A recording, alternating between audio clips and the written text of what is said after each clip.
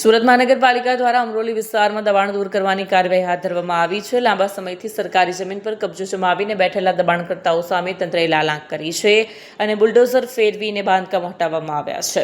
અમરોલી વિસ્તારમાં આવેલી સરકારી માલિકીની કિંમતી જમીન પર છેલ્લા કેટલાય સમયથી કાચા પાકા શેડ અને ગેરકાયદેસર બાંધકામો ઊભા કરી દેવામાં આવ્યા હતા. આ અંગે તંત્રને અનેક ફરિયાદો મળી હતી. ત્યારબાદ મનપાના ઝોનલ ઓફિસરો દ્વારા ડિમોલિશનની નોટિસ આપવામાં આવી હતી. આ પછી દબાણો જાતે ન હટાવાતા આજે સવારથી જ મનપાનો કાફલો જેસીબી અને બુલડોઝર સાથે સ્થળ પર પહોંચી ગયો હતો. કોઈ અનિચ્છનીય ઘટના ન બને તે માટે સ્થાનિક પોલીસનો ચુસ્ત બંદોબસ્ત ગોઠવાયો હતો. મનપાના સૂત્રોના જણાવ્યા અનુસાર આ કામગીરી દરમિયાન હજારો ચોરસ ફૂટ સરકારી જમીન ખુલ્લી કરવામાં આવી છે, જેની બજાર કિંમત કરોડોમાં અંકાય છે. ડિમોલિશન દરમિયાન કેટલાક લોકોએ વિરોધ કરવાનો પ્રયાસ કર્યો, પરંતુ પોલીસની હાજરીને કારણે તંત્રએ મક્કમતાથી પોતાની કામગીરી ચાલુ રાખી. સ્વેચ્છાએ દબાણો હટાવી લે નહીં તો કાર્યવાહી થશે. સુરત મહાનગરપાલિકા અધિકારીએ જણાવ્યું કે શહેરના અન્ય વિસ્તારોમાં પણ જ્યાં સરકારી જમીન કે જાહેર માર્ગો પર દબાણ છે ત્યાં આવી જ કડક કાર્યવાહી કરવામાં આવશે.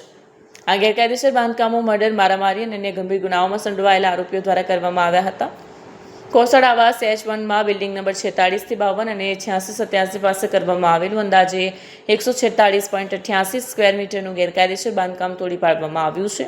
આ ઓપરેશનને સફળ બનાવવા અમરોલી પોલીસ સ્ટેશનના PI JB વનાર અને PI DK પટેલ સહિત 4 ઉચ્ચ અધિકારીઓ અને 16 પોલીસ જવાનોનો કાફલો ખડકી દેવાયો હતો.